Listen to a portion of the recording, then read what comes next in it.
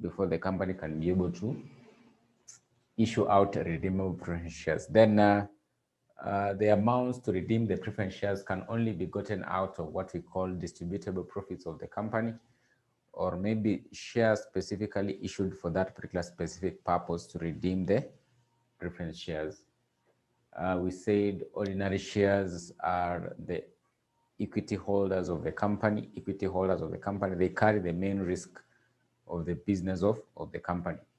They'll be paid as the last person. The holders will be paid as the last persons in case the company is actually to be liquidated.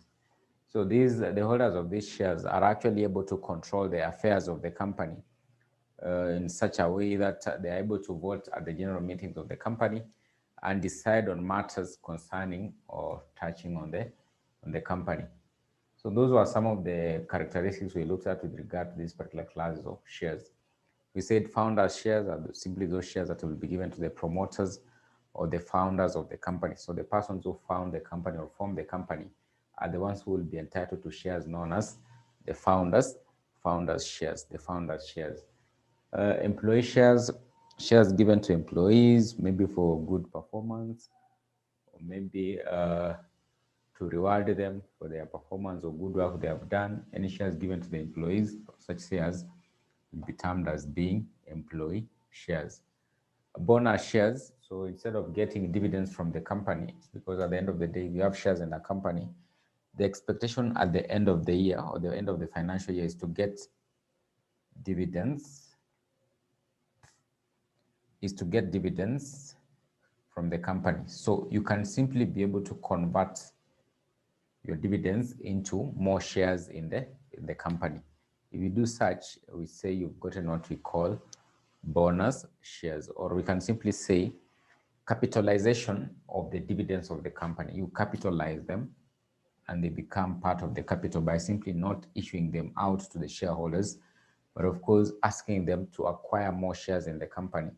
Those shares they acquire or extra shares they acquire can be termed as being bonus shares, as being bonus shares, as being bonus shares. So I want us to focus on maybe these particular areas. We see we'll be able to complete them. Transfer of shares, transmission of shares, lien on shares, and mortgaging of shares, and mortgaging of shares. So we can start with mortgaging of shares. Let's start with mortgaging of shares.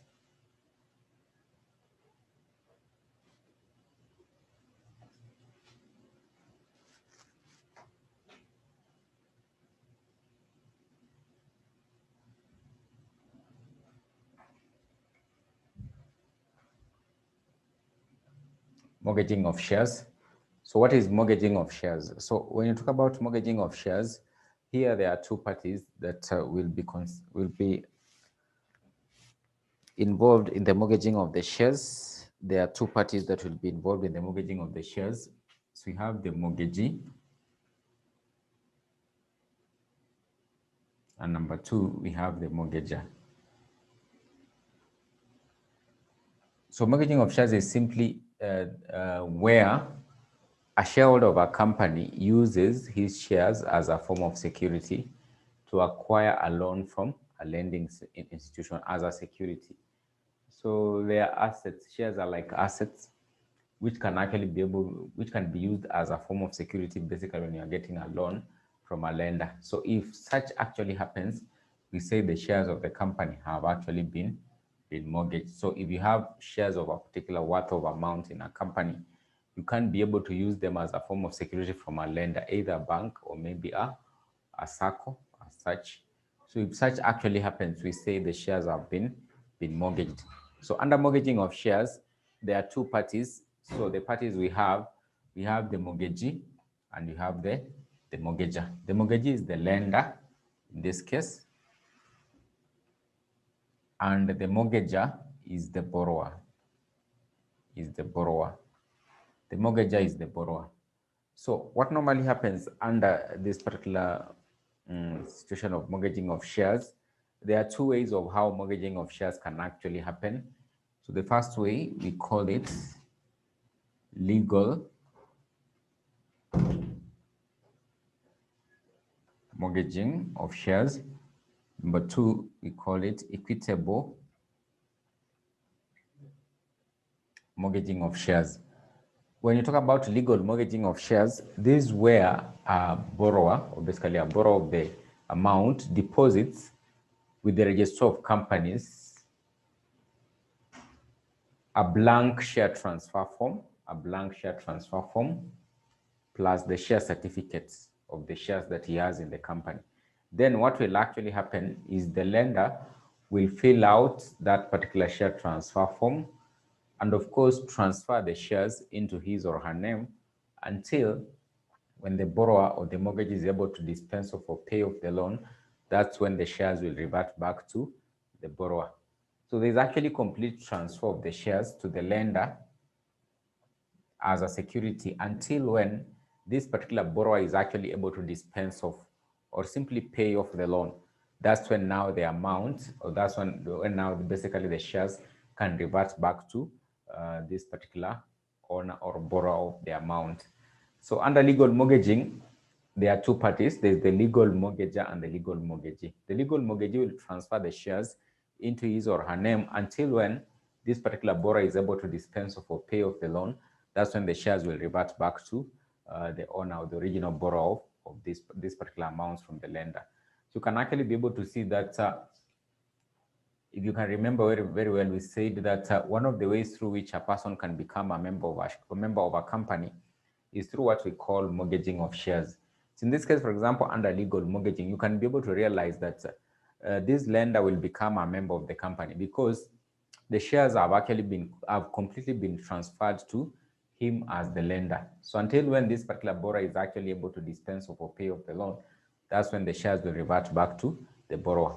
So a legal mortgagee actually becomes a member of the company, entitled to enjoy all the rights of a member of a company until when this particular borrower will actually be able to pay off or dispense off with the loan. So therefore, the legal mortgagee's name will actually be included in the register of members as a member of a company. That's why we said under membership that one of the ways through which a person can lose membership of a company is through what we call mortgaging of shares. So in this case, the borrower loses the shares until when he's actually able to pay off the loan. That's when basically he can be able to get back his or her shares. So that's what actually happens under legal mortgaging. So I've told you there's complete transfer of shares from the borrower to the lender. There's complete transfer of shares from the mortgager, who is actually the borrower, to the mortgagee, who is actually the lender, So what happens under equitable mortgaging of shares? So in this case, just from the word equal, there are equal chances or 50-50 chances. What actually happens here is that the borrower or the mortgager will simply deposit the blank transfer form for the shares with the borrower. Then once the lender has actually been able to get that particular form, he'll actually keep it or actually maintain it. And in case of default, that's when now he can actually be able to take a step to transfer the shares into his or her name. So you can be able to see, in this case, the borrower still remains a member of the company because at the initial stage of lending out the money, the shares are not completely transferred to the lender until maybe when this particular borrower actually defaults on the payment. That's when now he can be able to take a step and actually recover the shares from the borrower in the company.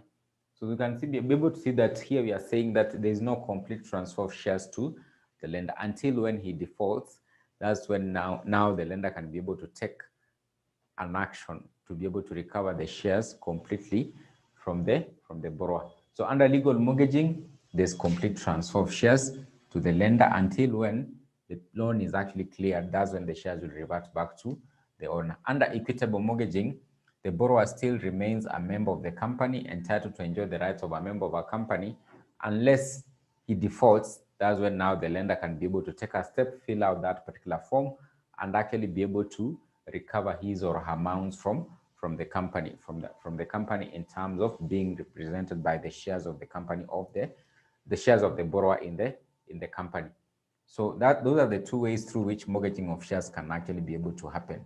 So you have what we call legal mortgaging. There's complete transfer of shares to the lender until when the borrower is able to pay off the loan, that's when now the shares will go back to the borrower or will be taken up back by the borrower of the loan. Under equitable mortgaging, there is no complete transfer of the shares unless maybe the borrower defaults on payment of the loan. That's when now the lender can be able to take a step and recover the shares from the borrower in the company. So this one is usually very risky to the lender, because what can actually happen, for example, if this lender has not notified the company that the shares shouldn't be dealt with in any way unless he is actually informed, because they have been used as a form of security. What can actually happen if you have scrupulous borrowers, they can be able to end up selling the shares without the knowledge of the lender, because the shares are not completely transferred to the lender. They are still in the name of the borrower.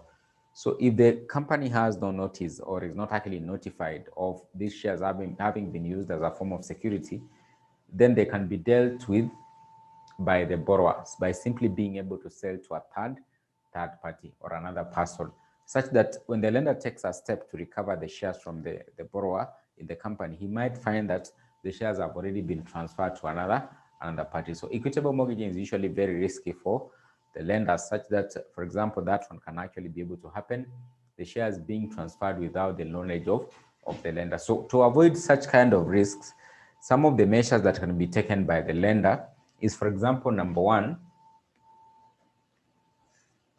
to send out what we call a notice in distrangers. A notice in distrangers, just to notify, it's simply just a notice to notify the company that the shares shouldn't be dealt with in any way without the knowledge of the lender. They shouldn't even be sold by the borrower without the knowledge of the lender. So he has to be notified if the shares are being dealt with in any way. Another way is to transfer the shares immediately. So immediately transfer the shares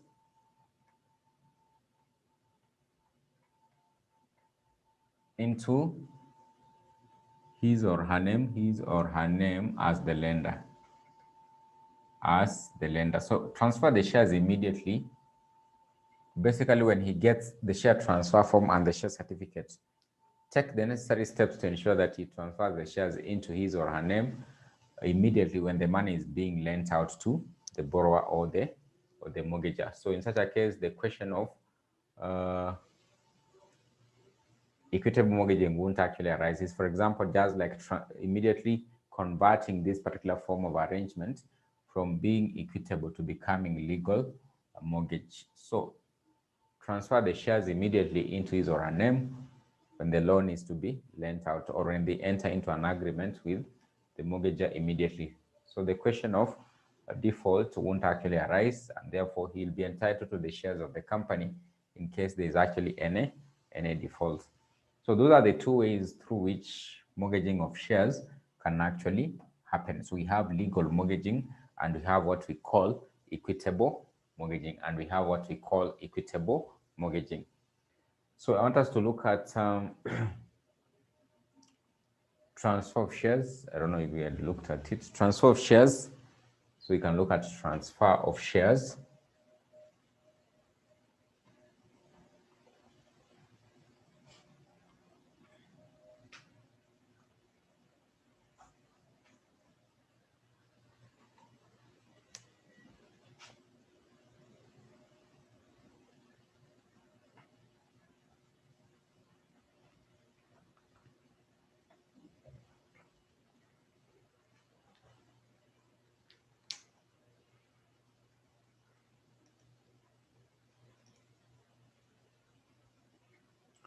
So we can look at transfer of shares. So under transfer of shares, there are two ways. There is partial transfer of shares, and there is full transfer of shares. So what is important here is for you to be able to know that there are usually two parties. There's usually the transferor of the shares, and there is the transferee. So there's the transfer of the shares and there's the transferee. Then the instrument involved in the transfer of shares is actually known as a share. There's usually a share transfer form.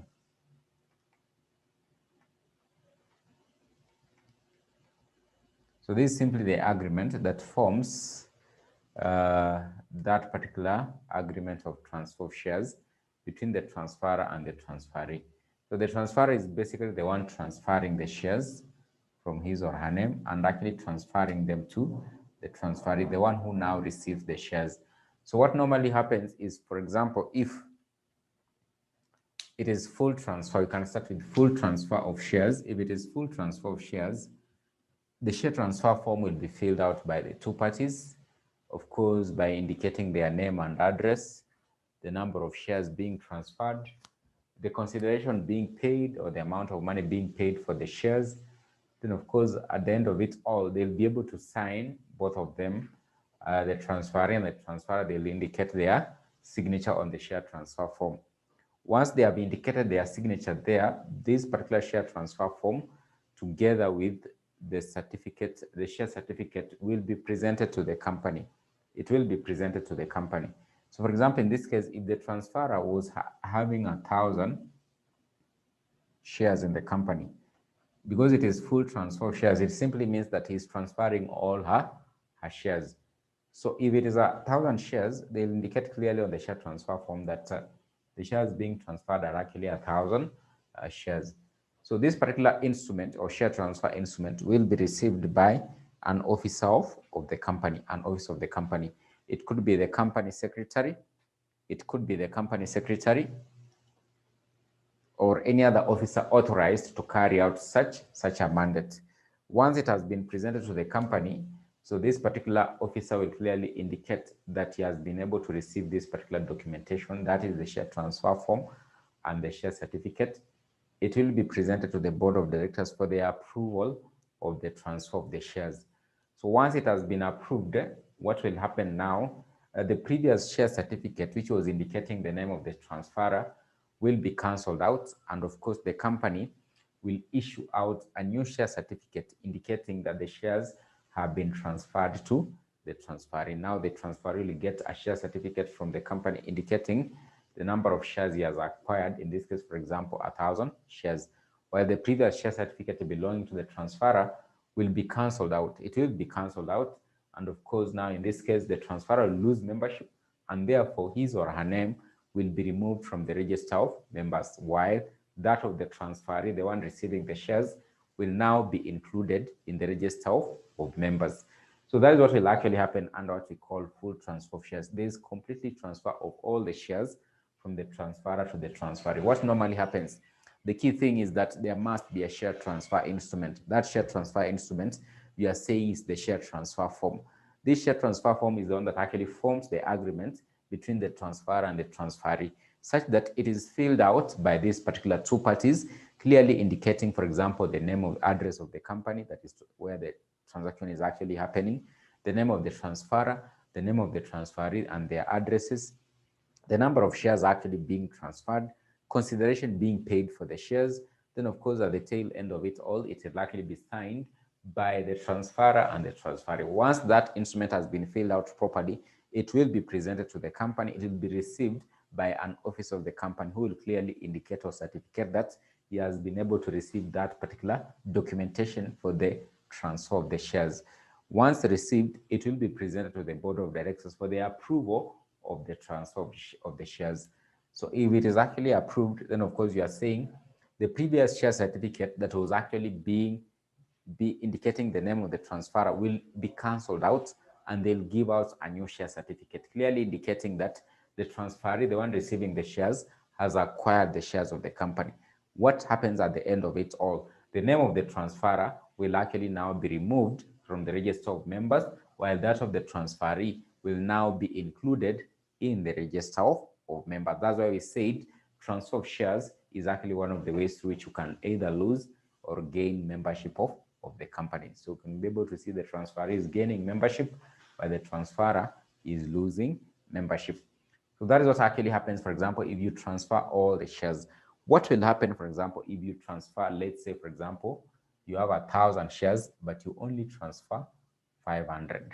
So that is what we are calling partial transfer. You don't completely transfer your shares. You transfer part of the shares.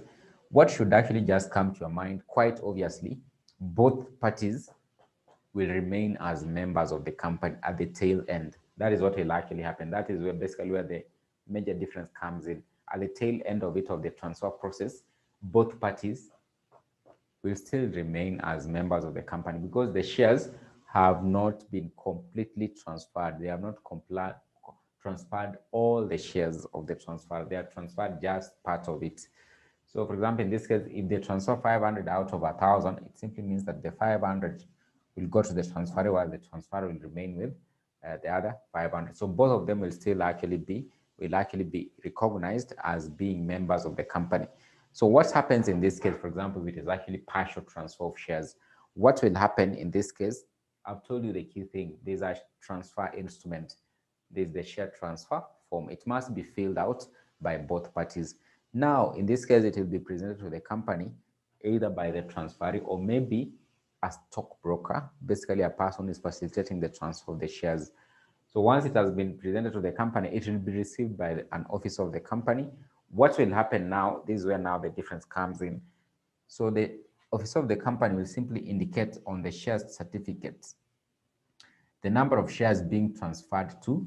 So on the share certificate, the number of shares being transferred to the transferee, that is 500. And of course, actually prepare also a balance, what we call a balance ticket. Balance tickets. Just a documentation clearly indicating the number of shares remaining with the transferor. So the certificated share certificate will be given to the transferee as a clear evidence to claim for the shares from the company, while the balance ticket will indicate the number of shares remaining with the transferor. So this one will be given to the transferor. He can't be able to use it as a claim for his or her shares in the company. So once that has actually happened, this particular proposal or proposed transfer of shares will be presented to the board of directors. Once they approve, what will happen? The previous share certificates will be cancelled out, and of course now the company will give out 2 new share certificates. While 2 new share certificates, we've said the transferor does not lose membership of the company. He will still remain as a member because he has just transferred part of his or her shares, not all the shares. So 2 new share certificates will clearly be prepared, and one will be given to the transferor indicating the number of shares he has remained with, while the other one will be given to the transferee indicating the number of shares this transferee has acquired in the company. So both parties will still now remain members of the company. The transferor won't lose membership of the company, but of course what will actually change is the number of shares that he or she actually holds in the company. He or she actually holds in the company. So that's basically what will actually happen under partial and full transfer of shares and full transfer of shares. So that is what we mean by transfer of shares, and that is what will actually happen. So I want us to look at lien on shares, lien on shares, lien on shares.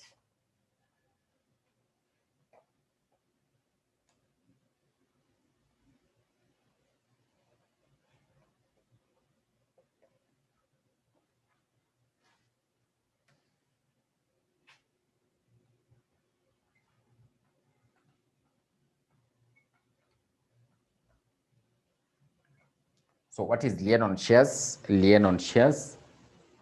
So lien on shares.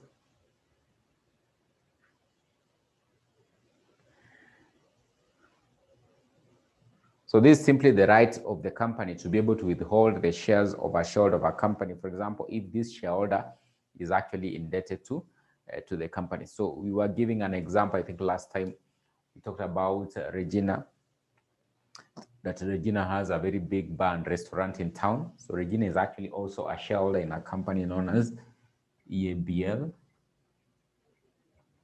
So Regina is a shareholder in a company known as EABL. Regina also owns a very big and bar restaurant in town. So Regina has actually been getting her supplies from East African Breweries Limited on credit. Remember, we've said initially Regina is actually also a shareholder at East African Breweries Limited. But due to the COVID pandemic, this particular bar and restaurant business has not actually been performing so well. So Regina hasn't been actually been able to pay off her due amount to EABL.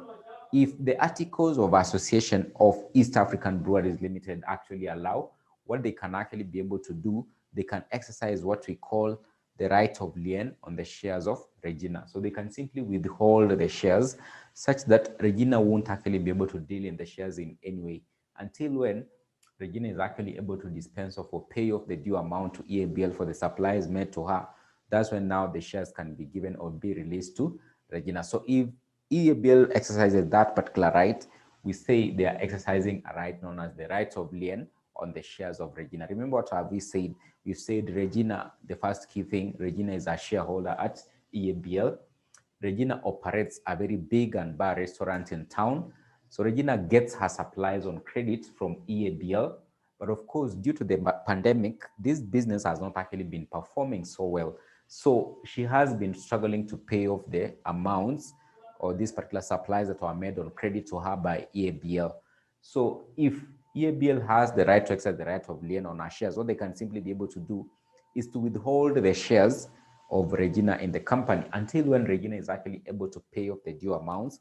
That's when the shares can be released to Regina. If she fails to do so, then of course the company will take over the shares. They can simply be able to sell them to another person. But you've said the key thing, the articles of association of the company must actually be able to allow for this particular right. So it must be contained in the articles of association of East African Breweries Limited. Simply the rules governing the internal affairs must actually clearly indicate the company can be able to exercise what we call the right of lien on the shares of the members of the company. That is what we mean by lien on shares, the right by the company to be able to withhold the shares of a shareholder if this particular shareholder is actually indebted to the company,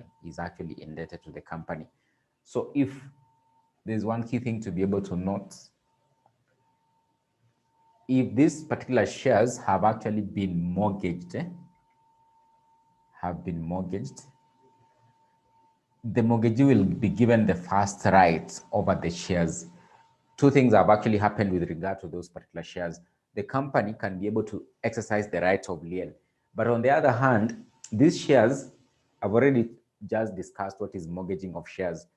These shares have actually also been released by Regina to get a loan in the bank. Regina has actually been able to present the share certificate for EABL in a bank to acquire a loan.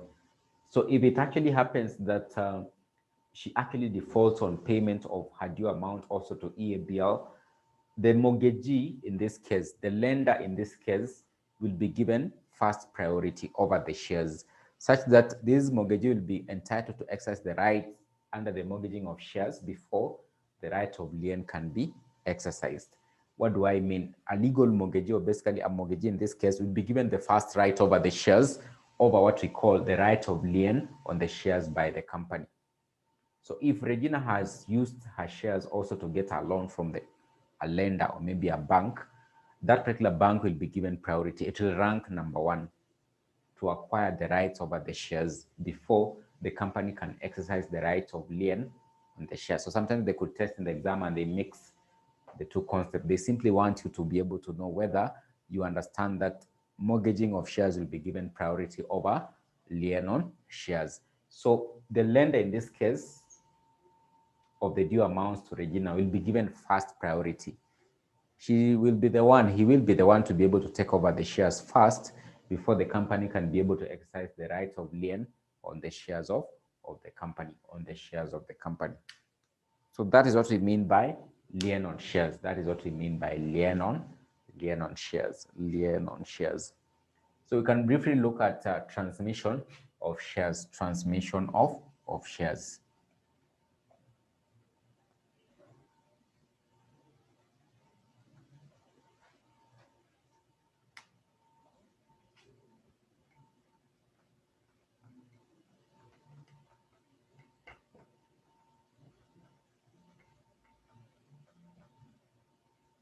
So transmission of shares basically will happen in circumstances whereby, for example, there is what we call death, insanity,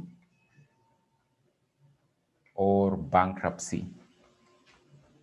bankruptcy of member of a company or bankruptcy of a member of a company.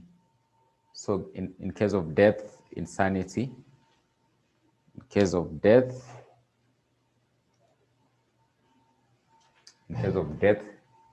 insanity, or bankruptcy of a member. In case of death, insanity, or bankruptcy of a member. So the shares will be transmitted or will be transferred. So that particular process of transferring the shares from the person who has actually passed on, from a person who is actually insane or a bankrupt person, is what we call transmission. So the shares can be transmitted or be transferred to the beneficiary. It can be the beneficiary,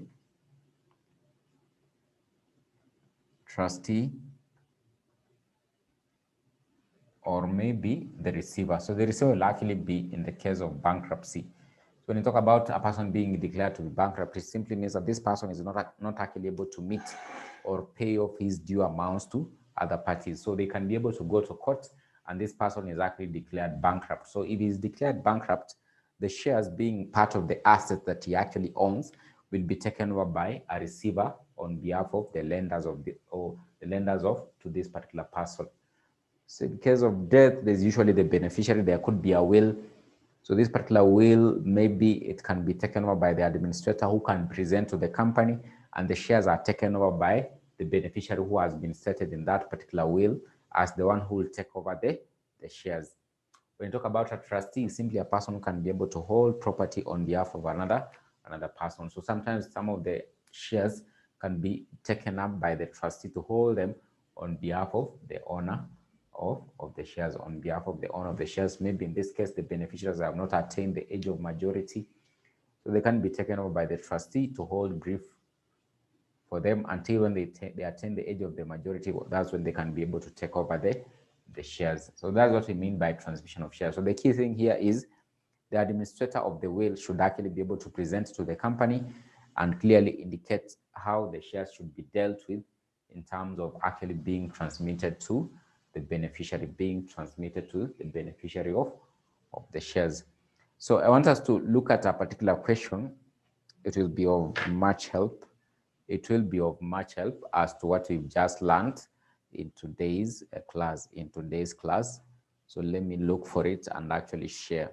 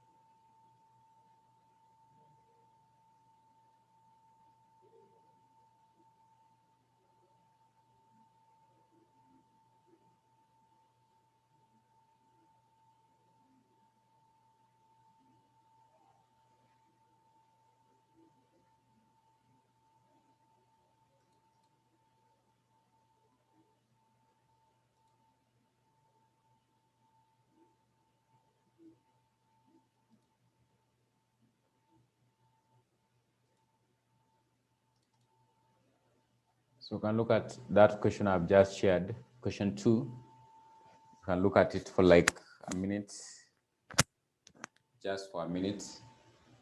Look at it. Look at that particular question 2A. What it says, question 2A, what it says.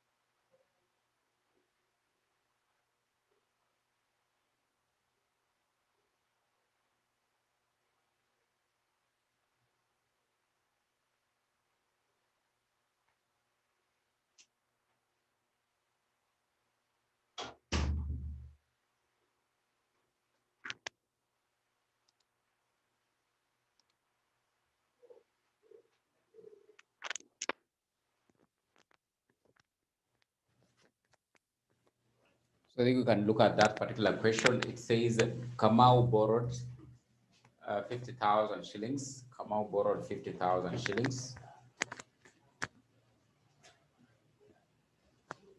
from Hope Bank and deposited his XYZ Limited share certificate with a blank transfer as a security.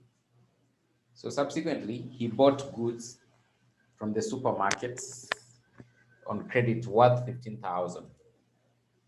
The articles of XYZ Limited claimed a first and paramount lien on its members' shares on debt due to the supermarket.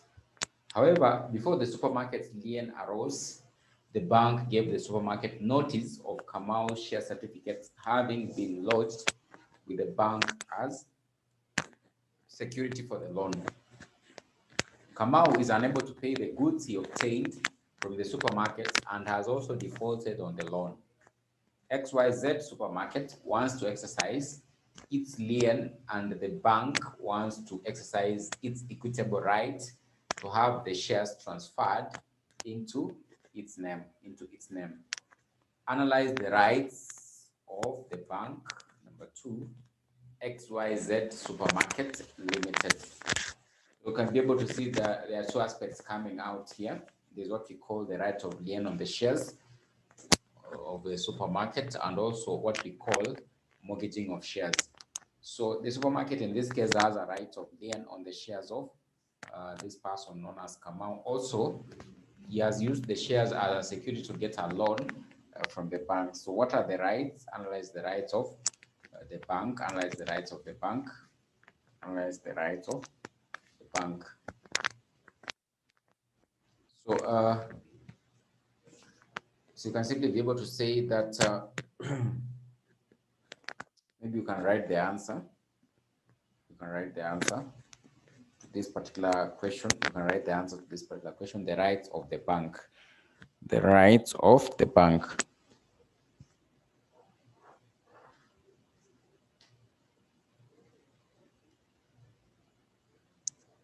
You can simply be able to say the bank is a mortgagee.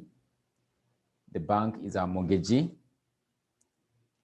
The bank is a mortgagee.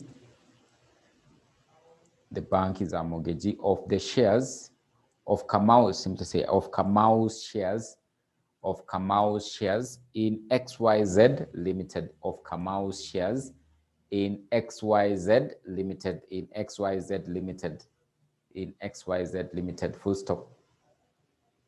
In XYZ Limited, full stop. You can simply be able to say the bank had notified, the bank had notified, the bank had notified XYZ Limited. The bank had notified XYZ Limited. XYZ Limited of the shares, had notified XYZ Limited of the shares having been used as a security, of having been used as a security, having been used as a security, having been used as a security for an amount of 50,000 shillings, for an amount of 50,000 shillings, for an amount of 50,000 shillings, lent to Kamau for an amount of 50,000 shillings, lent to Kamau, lent to Kamau, lent to Kamau.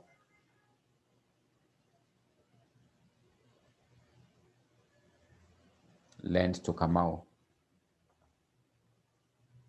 Then you simply say, since Kamau has defaulted, since Kamau has defaulted on the payment, since Kamau has defaulted on the payment, since Kamau has defaulted on the payment, the bank will be given priority. The bank will be given priority. The bank will be given priority over XYZ Limited, over XYZ Limited, The bank will be given priority over XYZ Limited. Will be given priority over XYZ Limited.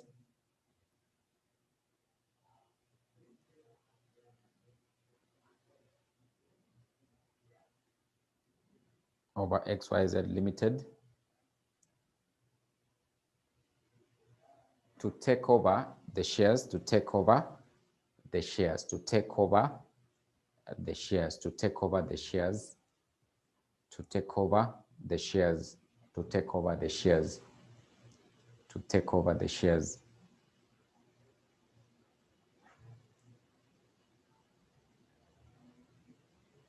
To take over the shares.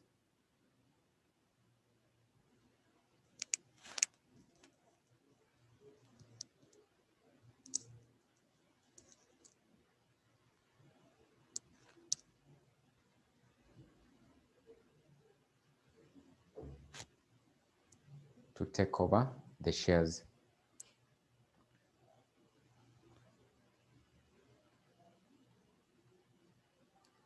Then XYZ Limited, XYZ Limited, XYZ Supermarket Limited rights. XYZ Supermarket Limited, Supermarket Limited rights.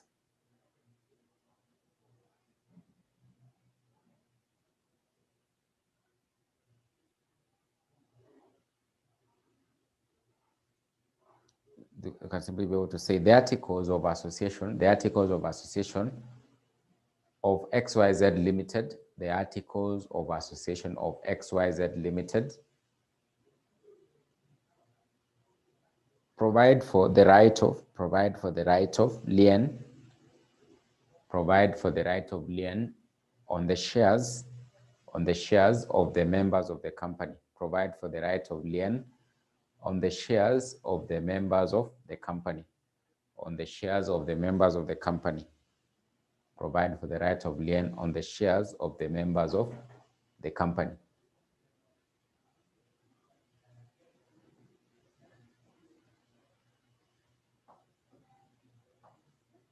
Full stop, then you just say, even though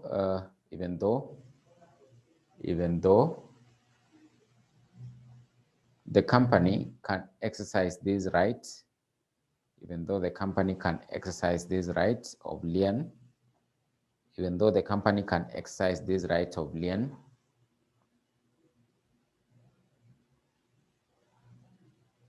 comma, it won't be given priority, it won't be given priority, it won't be given priority, it won't be given priority over the equitable rights, over the equitable rights, over the equitable rights, over the equitable rights, equitable right to Hope Bank Limited, to Hope Bank Limited, equitable right to Hope Bank Limited, to Hope Bank Limited, to Hope Bank Limited, to Hope Bank Limited.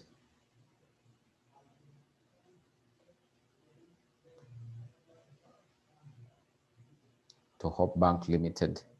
Full stop, then you just say the equitable right arose, the equitable right arose as a result of, the equitable right arose as a result of, the equitable right arose as a result of Kamau having used his shares, Kamau having used his shares as a security, Kamau having used his shares as security for a loan, as a security for a loan from Hope Bank Limited, as a security for a loan from Hope Bank Limited, as a security for a loan from Hope Bank Limited.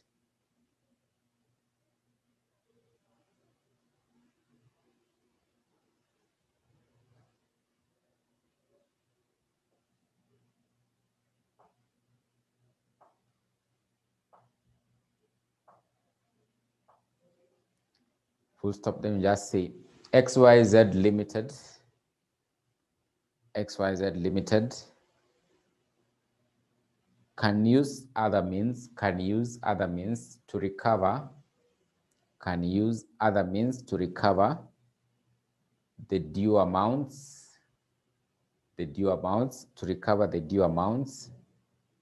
from Kamau.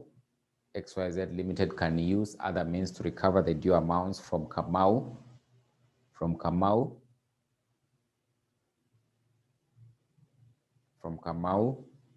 or until he pays off the loan,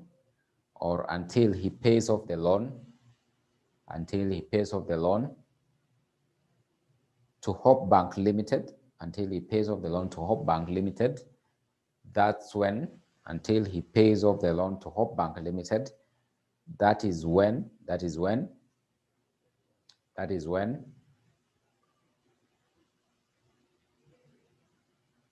the company can exercise the right of lien. Over Kamau's shares. Can exercise the right of lien over Kamau's shares. Over Kamau's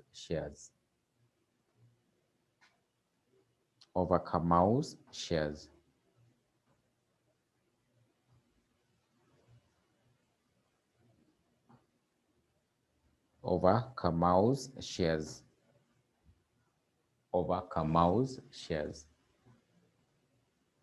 So that's how you can be able to answer that particular question.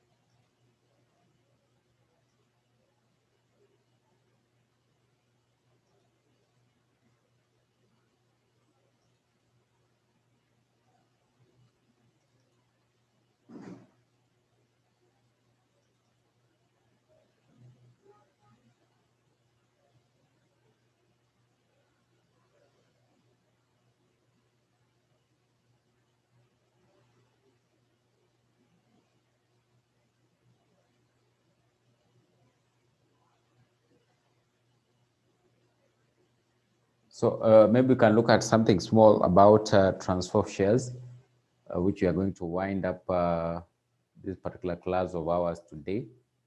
So I want us to look at what we call a forged transfer of shares. A forged transfer of shares.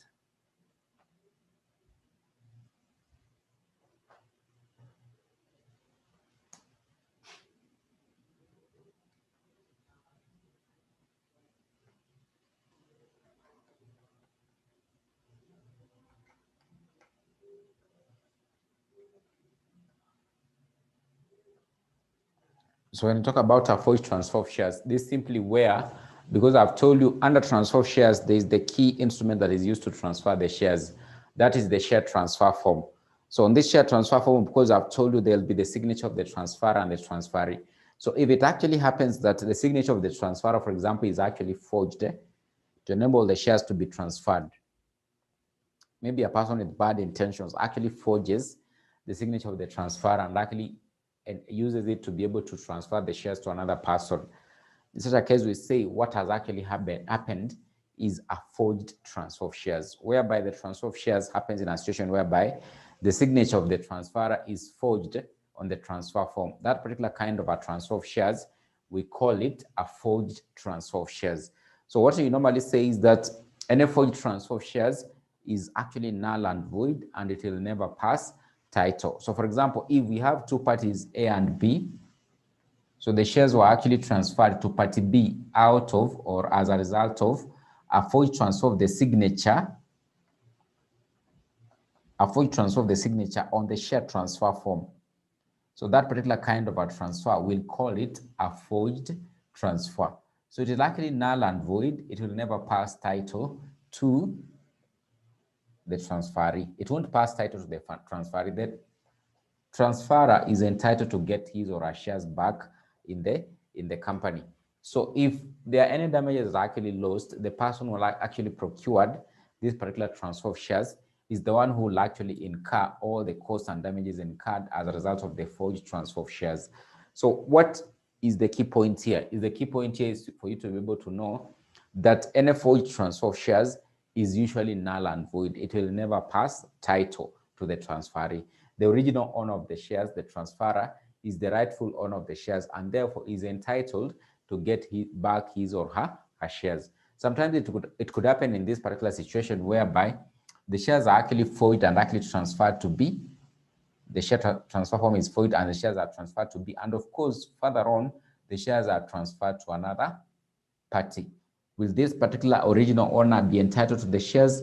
Yes, he will be entitled to the shares because you've said any forged transfer of shares, it doesn't actually matter whether even if this particular person acquired the shares innocently in the company or maybe in the open market, but originally these shares, the ways they have actually moved from the original owner is through what we call a forged transfer of shares.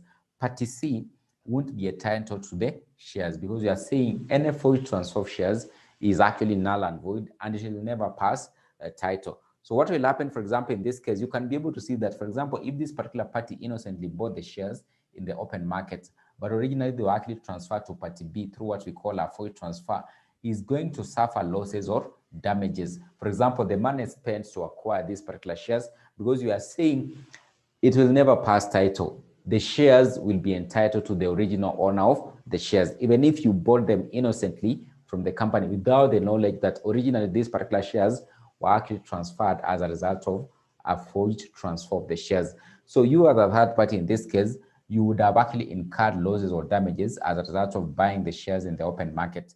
So how will you recover your damages? The damages can be recovered from the company where you acquired the shares. But of course, now what will happen with the company? The company will go ahead and actually recover those particular losses or damages paid to party C from the person who initially procured the transfer of the shares.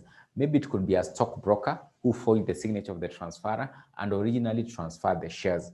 So the company is going to incur for all the damages or costs incurred to party C to acquire the shares. But of course, they'll now go ahead and actually recover those particular losses or costs they pay to party C from the person who originally procured the transfer of the shares or the forged transfer of the shares. So you are saying a forged transfer of shares is whereby the signature of the transferor on the share transfer form is actually forged, and this basically leads to the transfer of the shares to the transferee in this case. So we are saying any forged transfer of shares is null and void. It won't actually pass title. The original owner of the shares is actually entitled to the shares. Even if they have been acquired by a third party, that third party, even if he bought the shares innocently, but it can actually clearly be found out that originally the shares were transferred as a result of a forged transfer. The original owner of the shares, the transferor, is actually the one who has the rightful entitlement to the shares, but not actually the third party. You can see the third party is incurring losses or damages for having bought the shares innocently. So those particular losses or damages, we are saying they'll be paid for by the company. But of course, the company will go for the person who initially procured the forged transfer of the shares. So that is what you need to be able to know about the forged transfer of shares. It is actually null and void. It will never pass title. So what the examiner normally does, he'll bring a scenario. He'll say, for example, let's say, for example, James actually acquired shares in a particular company. These shares were actually transferred maybe to Sam, like that. So it is discovered that maybe there was a forged transfer. So you must be able to realize very fast that the original owner of the shares is the one who has the entitlement to the shares. It doesn't matter whether even if party C acquired the shares innocently without the knowledge that these particular shares were actually transferred through what we call a forged transfer of shares. Those losses incurred by party C will be paid by the company, and the company will go for the person who initially procured that particular forged transfer of shares in the company. So that's basically what you need to be able to know about what we are calling a forged transfer of shares. A forged transfer of shares. A forged transfer of shares. So I think you don't have the notes for these particular parts that I've just taught today. I think I'm going to share them. I'm going to share them immediately after this particular class so that you can be able to capture from this. But I think this particular point you don't have the notes. So I'm just going to share them so that you can be able to have them for your own personal studies. But I think next time I think it's tomorrow. It is tomorrow. I think tomorrow we'll wind up briefly on this particular topic, just something small about, I'll see if it is possible. I'll tackle it tomorrow. If I don't tackle it, we'll do it later. Is the transfer of shares through what we call the central depository system. So you'll be able to see what is a central depository system. It is simply basically a system whereby you can be able to hold your shares electronically. So the same way you carry your money through M-Pesa, you can transfer to another person like that. So the same way shares can be held electronically in a system known as the central depository system. So that is the last bit of this particular topic. It is known as transfer of shares under the central depository system. So we'll discover more what is a central depository system. We'll see that you must have an account with in this particular system before your shares can be held electronically. What are the advantages? For example, if you hold your shares electronically in the CDS, so the most obvious advantage is that it does away with paperwork. For example, what you've seen under manual transfer of shares, you can see you fill out a share transfer form, you present to the company, you do a lot of documentation. But of course, if the shares are held electronically, it does away with a lot of paperwork, so you can just easily transfer your shares, maybe through your phone, or maybe through a tap of your phone. You can be able to transfer the shares to another person. So it can be able to hold shares. Apart from shares, also bonds or government bonds or corporate bonds can actually be held under the central depository system, and the customer, or basically the client, can be able to transfer them electronically to any other person or party. So that is basically what we look at, and then of course start looking at the topic of share capital, which is topic number 5, So I don't know if there is any question at this particular point. You can be able to ask a question or maybe raise any concern before we say it is the end of the class.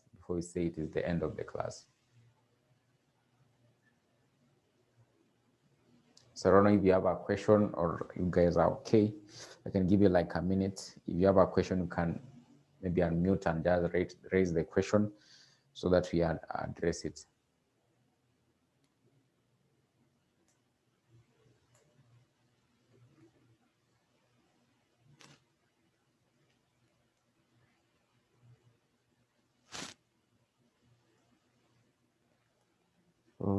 It seems you guys are quite okay. So I think we'll meet tomorrow. We start the topic of share capital.